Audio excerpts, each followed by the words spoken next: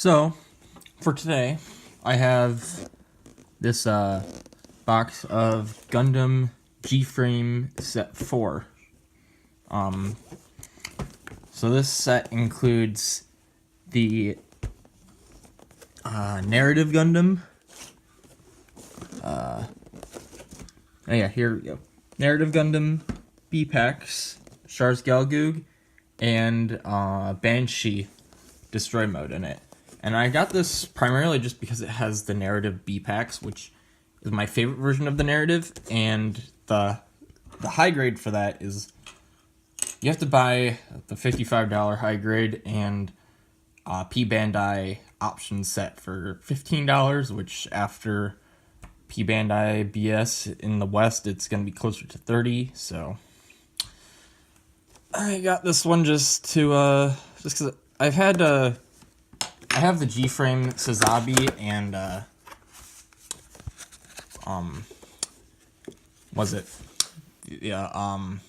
Mudrock, and I wanted to give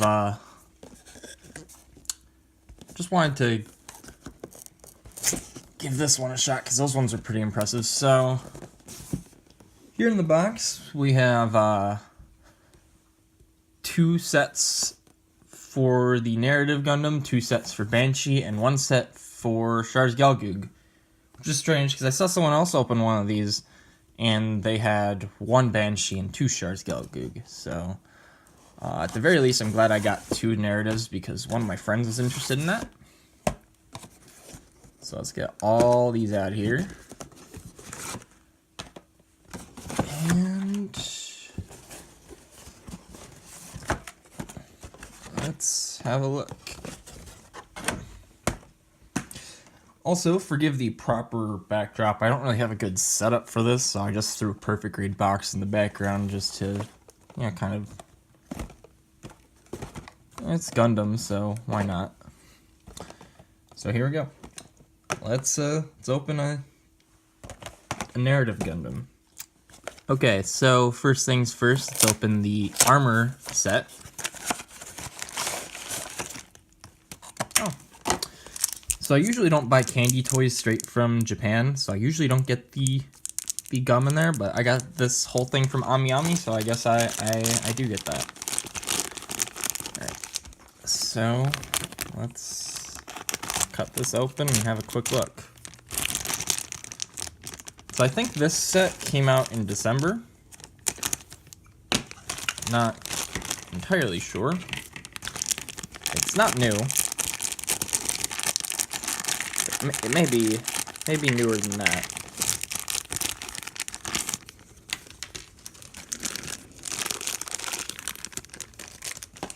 Oh, that was a missing piece. There's something still in the plastic.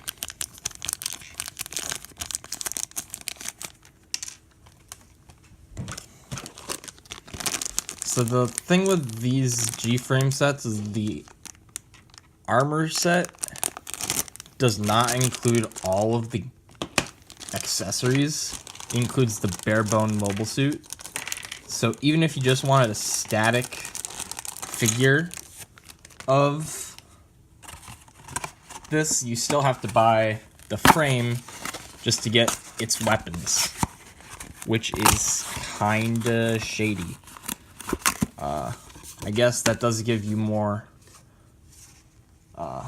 value in buying both of them, but it would have just been nice if they just skipped that whole thing and just gave us the articulated frame, skip out on the static frame, and does this one have a little bust of the... Okay, no, the Sazabi and the Mudrock I got had, like, little bust of the, mobile suits. And this stuff doesn't seem to have that. It just has the, accessories in the frame set. So, I am going to open this up and get this thing all put together, and I will give you a good look at what it's actually like all assembled. So here we have the G Frame Narrative Gundam B-Packs all put together. This is the articulated frame with all the armor on, and it looks pretty good. It poses well. It has a little port on the bottom in case you want to put it onto an action base. So the downsides to this is, first off, you don't really have any options to use these fin funnels for anything. The high grade has options to have them like out and deployed and opened up and everything. So you are missing out on that, but that's not that big of a deal. Another thing is, here is a size comparison with the high grade narrative Phoenix. So as you can see, it is much smaller than 1 to 144 scale. It is, I'd say it's probably along the same lines of the old Mobile Suit in Action figures. That's about the size this is. I know the Mudrock was a bit bigger than its Mobile Suit in Action counterparts with the Gundam G04 and G05, so it's probably actually a bit bigger. Also, you'll notice on the back it is completely barren. There is no paint on the back. The front is a different story, but the back, it's completely barren. So there is that. You're also left with a completely useless frame. There's nothing I can use this for. But oh well. So that is the narrative B-Packs. Let's have a look at Banshee. And here we have the Banshee all armored up, and it is looking pretty good. It is missing a few paint apps on the front that you'll notice. Specifically down at the lower legs, it is missing some, and on the side skirts.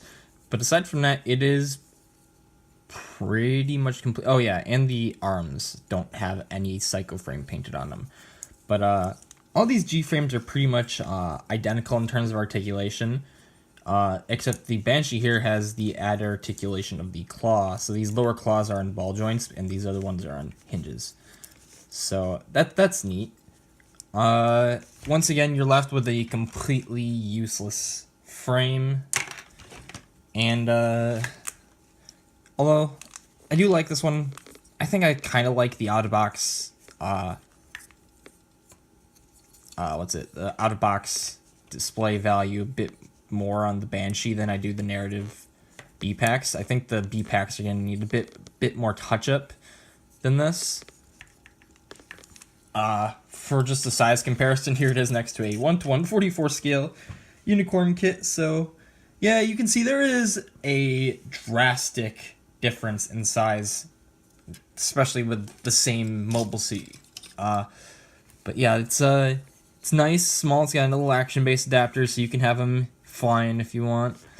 So yeah, the articulation is actually kind of better than the high grade. I'd say it's really good.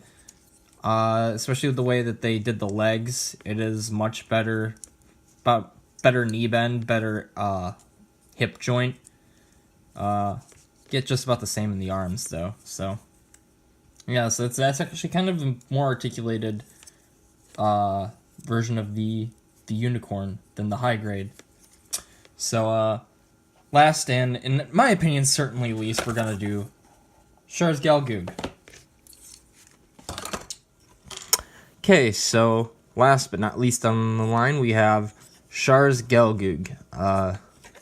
So this was the one I was least excited for. I've never been a big fan of the Galgoog. I've never disliked it, but this was just kind of the one that was like, you know what? I want the other two, so I'm just gonna get the whole set, and this one's gonna be extra. And I am actually quite digging this. It's so it offers about the same articulation as the others, a bit hindered because of the big legs. I don't know if I mentioned this before, but the downside to these figures, major downside, is that the backs of the thighs and the upper arms are exposed. That is not so much an issue with the narrative Gundam because it kind of goes with the design, but with like the Gelgoog and the Banshee, I guess it kind of blends in with the Banshee, but definitely on the Gelgoog, it is very noticeable, as long as you're looking at it from the back. So something I mentioned before, I think, is that these things are pretty comparable in size to Mobile Suit and action figures.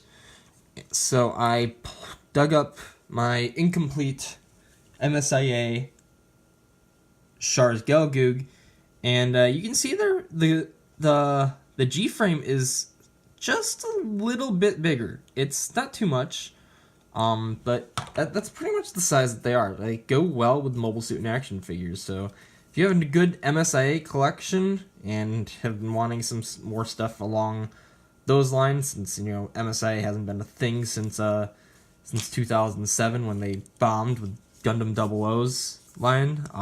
Sadly, I love 00, but those figures were awful.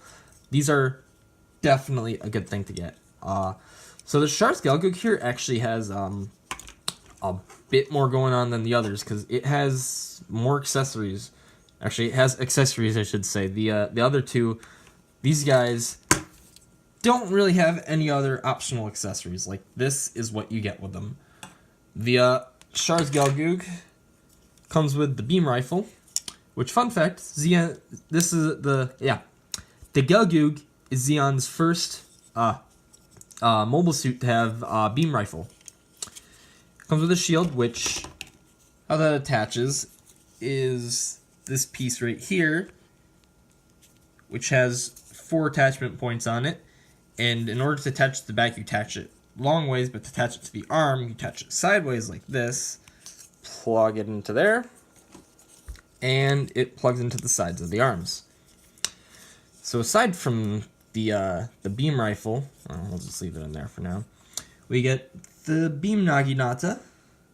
This is the condensed form, so it's without the beams active. Plug it into the back like that. Or you can give him this, which you just slide into the hand and then just attach the other part. I don't remember if the beam Naginata is like that or if they're both the same way. I'm pretty sure it was like this, so I'm just gonna keep it like that. So that's pretty nice. That definitely needs paint though, because the handle is supposed to be yellow, and the beams I'm pretty sure are yellow as well. So not too bad though. Other than that, it's a fairly color accurate Gelgoog. There really isn't any real color apps lacking on this guy. There's not really anything on the back that needs to be painted, unlike Banshee, who is missing some stuff on the lower legs, the feet, and the forearms, as well as everything on the back. And then the Narrative Gundam, which is missing paint apps on the back, on the backpack, because these things right here are supposed to be the same color as this. This middle of the circles are supposed to be gray. The missile pods in the shields aren't colored in, such like that. There's a lot more paint apps missing on these other two than there is the Gelgoog, but the Gelgoog is a pretty simple design. It doesn't take too much. So I am very pleased with this set. You can pick this set up along with pre-orders for the next set, next few sets actually, on AmiAmi. That's where I got mine. They're about $45 US plus shipping, which is pretty good deal, because you probably find these individually for about $15 or so online in the US, just like the individual 2-box sets.